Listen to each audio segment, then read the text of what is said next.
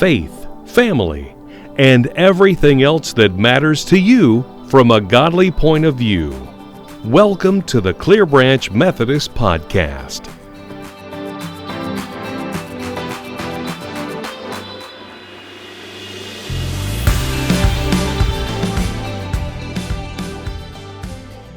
Hey, welcome in. It is the Clearbranch Methodist Podcast. My name is Mark Harvard. I'm one of the pastors here at Clearbranch Methodist Church in Trussville, Alabama. And with us this week is our Minister of Family Ministries.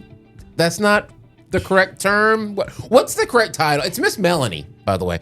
It's Melanie Schuler. What's your correct title? Because it's you have your real title, which is, everything under the sun, and then you've got like your what's on the website title. I think that it's Minister to Children and Families. Okay. Minister to, I don't know. Maybe we should check the website. Okay. I have a tendency to say I'm the children's director, but you're right. I have an actual title. You do everything though. I mean, if you've seen like a display up in the big hall, Melanie probably had something to do with it. If you filled out a form on the website, chances are Melanie had her hands on that. Even if you didn't do the heavy lifting, you were absolutely involved with me yelling down the hall, Mel, help me with this form. So yeah, Mel does everything. But this time of year in particularly, we as church employees we get hit with, well, it's summer, you guys can rest, right? That's the biggest misunderstanding on the planet. Because you do a lot of stuff this summer as far as children, as far as, just the life of the church. And a big part of that is camp. Now, you and I are both, we're both leading camps at Camp Simatonga. I know some of our other churches in the North Alabama Conference of the Global Methodist Church have their own camp structures. They do for like extreme North Alabama and different regions and stuff like that. But I wanted you to come in this week, Mel, and talk a little bit about why camp is so important for the spiritual development of our children in the church. Well, I think, maybe my take on this is a little different because I grew up going to Camp Simatonga, which is where you and I both have the ability to serve at times. And for me, it was the first place, the activity and the place where I first felt a personal connection to God. I never, I have what I consider sometimes a boring testimony of I don't ever remember a time where I didn't believe, where I didn't know who God was and what He had done for all of us. But as far as having a personal relationship, I felt like that really clicked for me at camp. My dad went to Camp Simatonga, and so when we were old enough to go, he started, my sister and I went as elementary campers, and then junior high, which is now called mid-high, and then senior high. And then I had the opportunity to serve as a counselor, a volunteer counselor, when my high school and college years for junior high camps with our pastor. And so it was on two sides. It was in that place, and in those experience was where I first had that personal connection, that personal relationship where I felt that oneness. But also, it was a place away from my family and most of my friends and my church where you were getting that same message, but you were doing it all literally in God's creation. Mm-hmm. And so to be sitting out, the older campers, mid-high and senior high campers will do what they call morning watch. So after breakfast, you leave in a quiet, reverent, just everything is quiet. There's music playing over the speakers, and you go find a place by yourself and do a morning devotion. And that's not something that I had ever done before. And it was in that times of just being by myself and being alone, but also I could see other kids like me spread all the way around the camp. And we're literally out, at this wonderful camp in the woods. And y'all, it's not beautiful. It's a camp. It's yes. This is not a hotel. It's Simatonga Resort. But it's beautiful. So the way that it's built, it's just kind of in the mountains there, and so it doesn't take away from your surroundings. I guess that's what I'm trying to say. And so to be surrounded by this beauty that God created, and also know that you are also one of God's creations, is a very, I don't know, it felt very, very profound to me. I connected with that in a way that I had never before. And so when you have something, when you feel that way about something, you want other people to feel it too. Yeah. Also, I think, so that's the main thing for me, is that I want other kids to experience this. But two, I want them to meet other kids from other places. Especially now, kids don't go out and meet other kids like they used to. I remind my kids sometimes, they're like, I'm like, I don't know how we know about things, or how we knew about things when I was in junior high and high school and college even, because there was no social media. I mean, the internet was barely a thing until after I was out of college. Yeah. And so I met a friend at camp the second year I went to elementary camp, and we wrote letters back and forth. Like I can barely remember things that I've worked hard to remember, but I still remember her address because I wrote her letters so many times, and she lived in Irondale. And, so to make those relationships that are completely out of context, that your parents don't know each other, you don't know each other's friends, but you have this one thing in common, is that you're all children of God, and you're all here in this place and having this experience together that can just kind of bond you. And it's, I feel like I was kind of an odd child. So sometimes I had a hard time making new friends, even in my own context. So to have the opportunity to make new friends in other places was also huge for me. That's because it's showing you, keeping that open mind, which is maybe not entirely a Christian principle, but you could sort of argue that it is. Well, open-mindedness in that, people think different things and don't want to do. I mean, there are open-mindedness. Yes. That is not contrary to your own theology. Or beliefs. Yes, thank you for clarifying that, because I didn't mean that's not where I was going with that at all. What I meant was learning to get to know someone who is not like you, doesn't know the same places or the same people, and that maybe has totally different interests in you, but something about your personalities just click. So being out there and having those experiences, and then too, it's good for kids to learn to be away from home a little bit. Yes. Yes.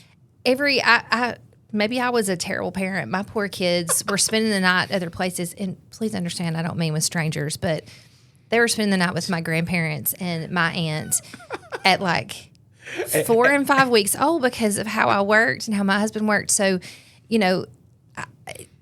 my kids, you drop them off at daycare, and they were like, barely could spare you a backwards glance, much less could cry. They were ready to go. And so they were raring to go for camp. That was not a problem, but that is hard for a lot of kids. It is. They're not used have to you it. noticed seeing those kids? And you mentioned this before, was with the you're away from your friends, you're away from your family. Maybe you took a couple of friends with you, that sort of thing, but you're out from underneath, the constant gaze of your parents, of your church family, the operatives that your parents have out there to watch you when you're not with them. You're away from that, and over the course of a week, seeing a kid, even at elementary camp, learn to embrace that independence. Yeah. And by the end of the week, they're walking around. They're walking a little taller. They're kind of proud of themselves. Yeah. Yeah. I'm kind of big stuff. All right. Yeah. And there are a lot of kids that get homesick. Trust me. Don't and we say the H word. I know, but we do everything we can to encourage them to not give in to that. Yeah. I mean, sometimes we need to just feel a little bit of sadness. We're going to be okay. On the other side of that. And so we try to encourage them to do that. And you may think, I could never send my kid away because they wouldn't remember to take a bath and they wouldn't remember to put on their deodorant. That's part of camp. Trust me when I tell you that happens. Yes. Now, counselors are pretty much going to make kids take a shower. What they do when they turn the water on in there, we can't really control. They may not actually be getting clean, but it's going to happen, and your kid may come back stinking, but you know what? They're in one piece, and they live through it, and nobody died from being dirty, and nobody died from smelling a little bit bad or from running out of socks or whatever can happen. They're going to live through it, and it's great for them, but parents, let me tell you, I promise it's good for you too. It's good to encourage your kids to be a little independent, and it's good to see for them to come back and see the things that they were good at and the things that they weren't good at. That first camp experience may be complete and total chaos, but they're going to be better prepared for the next time. And I bet if there are 100 campers that it's their first time at camp, 99 of them are going to be raring to go the next time. Yeah. Maybe all 100, but I would bet you don't have more than one that never goes back. It's just a wonderful experience. And they're out there with leaders who we spend all year getting ready for this. So I have 1 week that I'm leading. You have a camp that you're leading. There's other leaders that are each leading camp. And we literally work on this all year long because we love your kids and we want them to have that experience. We want them to be out there learning about what God has for them, about his plans for them, about what they can learn to be a better child of God, and doing it in this beautiful, wonderful place where they're also getting to hike the mountain. And for some kids, that's a challenge. It might be the first time that they do it. Yeah. They're getting to canoe. They're getting to do archery. They're getting to learn folk dances that you never do any other places. They're playing games they may not have played you never do before. those folk dances anywhere else. Not in your living room when no one's watching. Okay, we don't talk about that. Or, sometimes randomly in up and down the hall here at the church. Yeah, exactly. You shouldn't have put Buttercup on the playlist, Micah, because I think just asking for it there. Yeah. But anyway, we digress. We digress. Yeah. Can you tell we feel strongly about this? So go ahead. No, I was going to say, going back to like the early 90s when I first started going to camp, I went as a counselor, as an elementary counselor. I was, I think, 10th, 11th grade at the time. And yeah, the rules are a little different these days. Oh, I know, right? But that's where my passion for camp was kind of ignited when that happened. And I spent most of that time and through college counseling at elementary camps. It wasn't until after I got out of school and was in youth ministry. Actually, I started counseling at junior high camps, and spring thing was a thing at Simatonga at that point. Yeah. And I did music for that, and all these different programs. But it kind of sticks with you. We were just joking about Buttercup, which is a Camp Simatonga dance up and down the halls or whatever in the church here. Those things stick out to you. My kids know all the words to Rare Bog because I hum it as we go up, as we're walking to the car at least twice a week. So, I don't know all the words to that one. It's a good one. It's a great one. But because of that, those little things that kind of creep up when you're not at camp, and it take you right back there. They take you right back to those lessons that you've learned. You have those little fun things, but those fun things are triggers for the lessons, for like the real lessons that you learn. Yes. And so when I think of the different things that we've taught over the summers that I've been involved, because I said, I was a camper, and then I was also a counselor for junior high camps when in high school and college, and then never really had the chance to be involved again other than sending my kids to camp until I was working here and had the chance to start leading day camps. And for those of you who might be curious, like, how do we know what we're teaching? And maybe you're interested in what is that and what is the curriculum, that sort of thing. We use a curriculum called Inside Out. That's a curriculum is base for outdoor ministry. Mm-hmm. And we've used it every year that I've been involved, and I've found that it's been great. And some of the things that we have covered is, one summer it was all about prayer. And we talked about, praying alone. We talked about praying as a group. We talked about how to pray for others, all those different things. And so that was all about that. One summer was called Nigh, and everything that we talked about was getting closer, your personal relationship with God. And those were all great lessons. A couple of summers ago, it was all about, and I can't remember the name of it, but everything was about creation. I think it was called Creation Speaks. And so which talk about perfect to be doing at a day camp where we're literally, if day campers are literally outside the entire day except for lunch. That's the only time that they're inside, or when they're changing to go to the pool. Which is a big thing for many of them. Yes. It really is, because our kids are not used to that. Yeah. So we're having these lessons all about how God shows his love for us through creation, how he has given us the job of taking care of creation, all of these wonderful lessons, and we're literally sitting out in God's creation. And this summer is called Peace Works. And so everything that we're talking about through all age groups, of course it's geared differently towards the different ages, is about peace, about the peace of being one in the body of Christ, and how we have to have peace in order to be not individuals working in silos, but working together to make a difference in the world as the body of Christ. Yeah. We're talking about making peace when you've been hurt, or you're trying to forgive. You've been hurt and you're trying to forgive, or you've been the person that's hurt or hurt someone else, and you need that forgiveness, and how to work with that. And that's a real world problem. That's something that absolutely. we deal with. I think forgiveness that's a tough thing for anybody, no matter the age. And so the earlier that you start talking about it, the more equipped we are to have those conversations, and the easier it is to actually do it. So there's all of the things that we're talking about this summer are all about peace. So we have these serious conversations, but we also have a lot of fun, and it's really kind of evened out based on their age group. The youngest kids, day campers, are literally kids who have just finished kindergarten. So upcoming first, second, and third graders are day campers. And then Taste of Camp, Mark will correct me if I'm wrong, I believe are upcoming third and fourth. Yes. Yeah. And then so there's overlap in all the age groups. And then elementary is rising fourth, fifth, and sixth. Yeah. Mid-high is rising sixth, seventh, eighth. And then senior high is rising 9th, 10th, 11th, and 12th. So these same lessons, they vary by age group. And then the seriousness and the amount of learning that we do is kind of based on, it gets more as they get older, because, of course, the older they get, the better that they can do that. So there's a huge balance of learning time and worship time, and just pure fun with your fellow campers, and then also fun out in nature. So, yeah, and there's like you said, the content is the same across the board, but it's tailored more to each of these age groups. What's appropriate for a day camper, someone who's going to be there. We're just introducing camp to people. Taste of Camp is introducing that overnight camp concept, which is why there's overlap, because you're going to have rising third graders who want to go to camp, but they don't want to do day camp. They want to stay.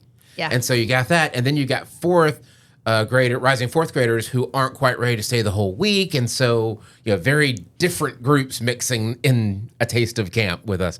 You've got the mid-high, you've got elementary, you've got senior high, and each one has its own kind of uniqueness to it. But we have that overarching structure that is God's glory, God's creation, and what a great place to do that.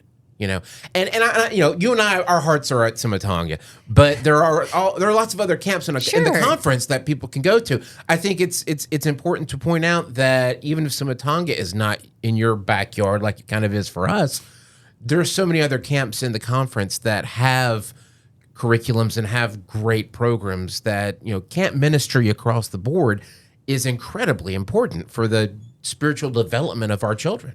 Yeah, and especially now. I mean, it's not as common anymore. Like, there were so many church camps you could go to when I was a kid, when I was in junior high school, but there aren't as many now. But the world is so different. This is a very unique experience now, and one that I don't know. I think it's huge. I think it's formative. And guys, if you know me at all, you know I'm not really super outdoorsy. Like, that's not exactly, a cornerstone of my personality. Yeah. I do like being outside, but I'm not necessarily considered an outdoorsy type person. To me, camp is just something totally different, because after all, we're not sleeping outside. So that's where there are bunks, there are cabins, and y'all, they're even air conditioned now. So I said this was not the Hilton. It's not. But there is air conditioning. There are bathrooms. And there's showers. And so don't worry, your kids are going to be fine. Yeah. And so are they can go a few days without a screen. Yeah, they're going to be great. And one of our kids one time said, she was afraid that she was going to keep her roommate awake watching her iPad because that's how she goes to sleep every night. And so if you hear Mark laughing, that was pretty similar to how I responded. It's because I know that kid. Yeah, to that statement. And I said, "Oh, sweetheart, you can't take that with you." And she was like, "Well, am I going to go to sleep?" And I was like, "I don't think you're going to have any trouble going to sleep. They will be worn out. Yeah, you're gonna every be tired. single night. I promise you." And even, our day campers, because that's a shorter period of time, and they're going home to you guys at night. If they don't sleep good every night that week, I guess I owe you a favor. But I'm telling you, we do everything. We pack as much as we can into every single day. And day camps that you and I have worked together. Yes. Because I've gotten to tag along on day camps with you before. The kids are awake the drive back from camp to the church where we do drop off. But I've heard from multiple parents. Yeah. That kid was asleep before they left the parking lot of the church. Just conked out. Yeah. They had to wake him up for supper. I mean, honestly, I feel kind of bad now. I would think, day camp's so much easier. But then when I did an overnight elementary camp last year, I was like, I actually walk way less than I did at day camp because day campers walk all over the camp. Now, they can handle it. I promise you. It's not like we're on a constant march from the time we get and there. And we're not sprinting either. We're moseying. We're moving at kid pace, which it kind of drives me crazy. I'm a fast walker, so I have to walk in the back or else I'd leave everybody. But they're going to sleep. They're going to know they are loved. They're going to learn about how God loves them, and I promise you they will sleep good at night, whether it's at whichever camp it is. And then when they come home, especially those overnight campers, I plan on them being in bed for at least 12 hours afterwards. Yeah, the post-camp bath and nap is epic. Yeah. Yeah, that first night back in your own bed. So if I can't give the registration information for the other camps that we have at the conference, Sumatanga. So sumatanga.org. If you go to sumatanga.org, you'll see there's a drop down for summer camps, and there's all the information you need to sign up for that. If you are interested in going to day camp, so like Mark's doing Taste of Camp, very end of June, first day of July. Yeah. My camp is first full week of July. That's elementary camp overnight, and then there's a day camp I think it's the last full week or the next to last week of July. You'll see it on there. There's only one. Kathleen King is the main leader for that week. I will be going. I don't think Mark's actually going to make it with us this time. I'll stick my head in here and there. But we will be taking the Clearbranch bus. So if you are a Clearbranch family or you're in the surrounding area and you want to sign up with us, sign up at sumatanga.org to register, and then also check out our Kids Ministry Facebook page, and you can sign up to ride with us because we have a fancy church bus now, and I'll know how to drive it by then. Schmancy. I haven't tried it yet. I'm a little scared, but it's riding in it didn't go so great for you. Melanie was the first person to spill something in our church bus. So. Of course, you had to bring that up. It's true, though, sadly. I cleaned it up. You did. So we'll be taking that bus out every day, and they're welcome to ride with us if you want to involve them in that way. So if you want more info, contact Melanie here at the church or me. We'd love to have your kids out at camp with us this summer. Come camp. All right. Well, Melanie Schuler with us this week. Thanks for hanging out with us. Thanks for having me. We'll be back next week with another brand new installment of the Clearbranch Methodist Podcast. See you later.